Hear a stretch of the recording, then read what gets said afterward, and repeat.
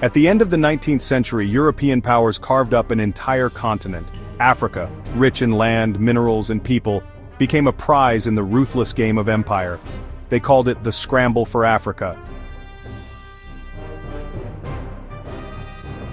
Over a century later, another scramble is underway, but this time, the players have changed.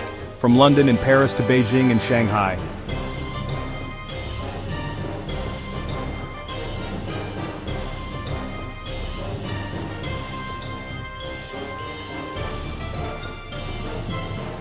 The question remains the same: who controls Africa's resources?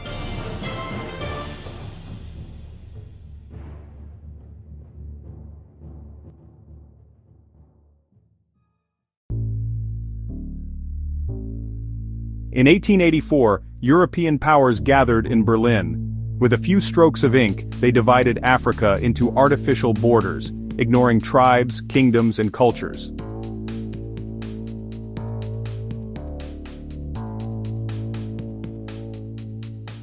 Britain took vast stretches from Cairo to Cape Town. France claimed West Africa.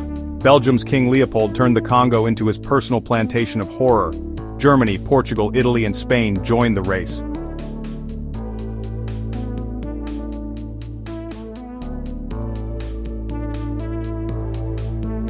The motive was clear: resources, gold, diamonds, ivory, and later oil, all fueling Europe's industrial revolution.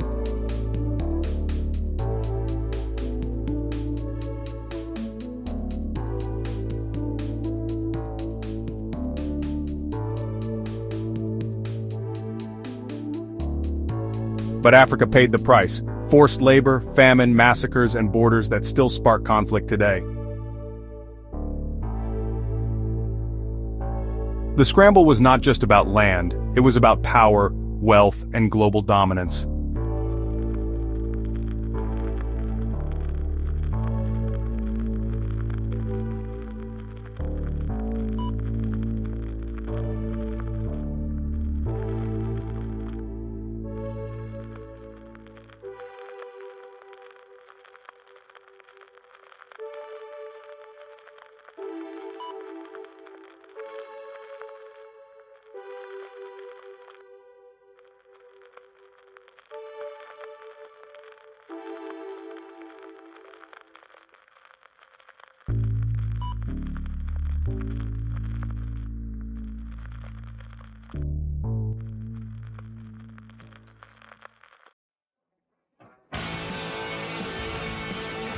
By the mid-20th century, African nations broke free from colonial rule.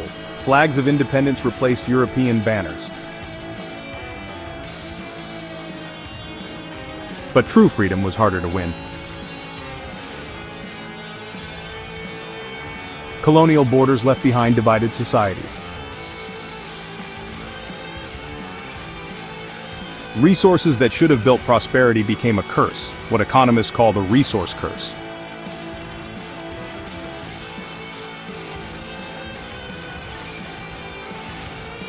The Cold War brought a second scramble. The US and Soviet Union armed allies and fueled conflicts, using Africa as a battleground for global influence.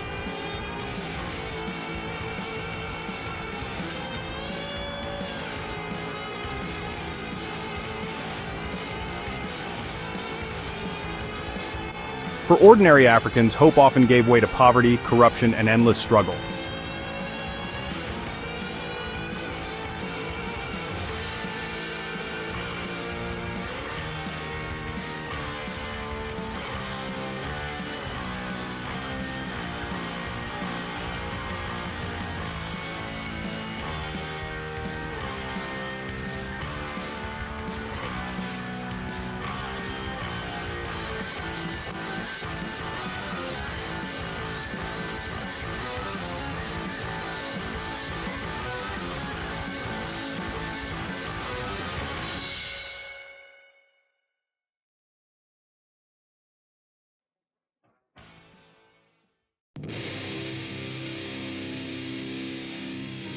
Today, the scramble is back. But instead of European gunboats, it's Chinese investment projects. China has become Africa's largest trading partner.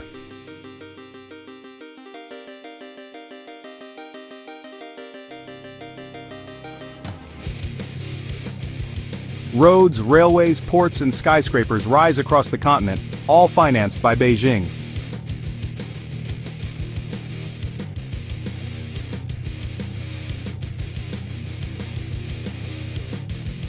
In return, Africa exports copper, cobalt, oil, and rare minerals essential for smartphones, batteries, and electric cars.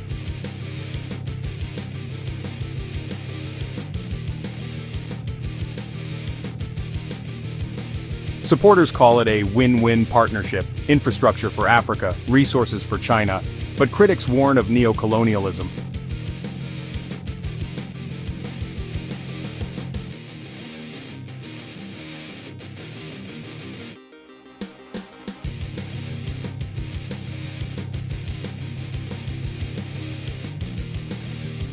Many African nations are drowning in debt to Chinese banks. Some projects, like ports in Kenya or railways in Ethiopia, risk falling into foreign control if debts aren't paid.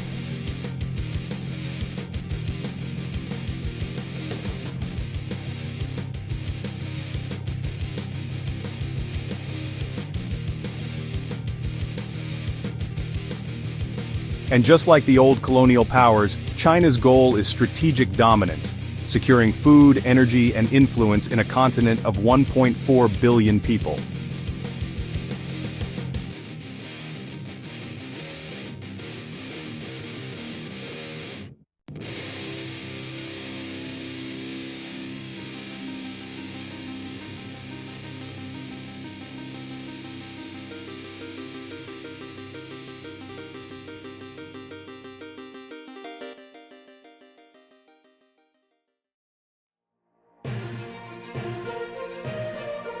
The echoes of the first scramble are undeniable. Then, Europe built railways to ship minerals to the coast. Today, China builds highways that lead from mines to ports.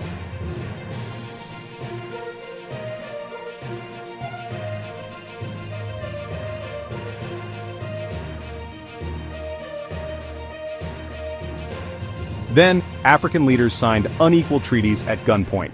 Today, they sign infrastructure deals with hidden clauses.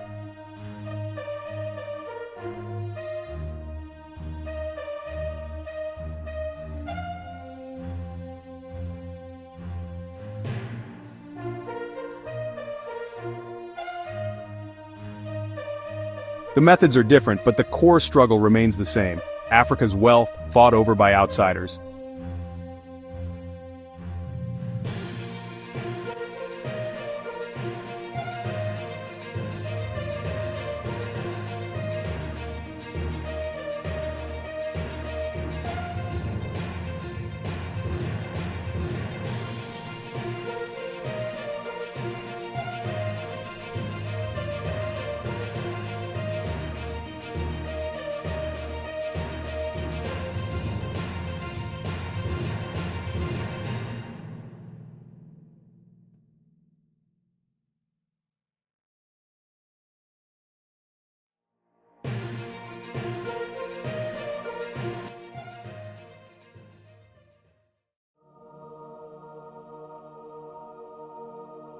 But history is not destiny. Africa is no longer a silent prize to be carved up. Young African voices are rising, demanding fair trade, innovation, and sovereignty.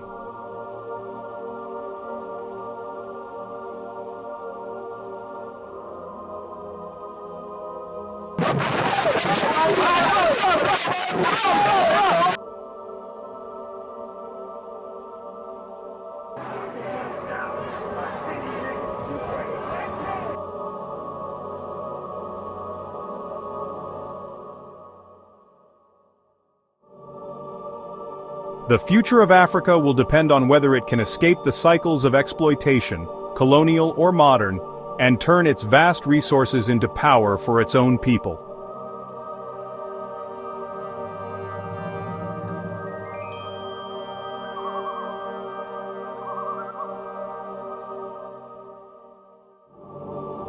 The scramble is not over. The question is, this time who will win? Africa's outsiders or Africa itself?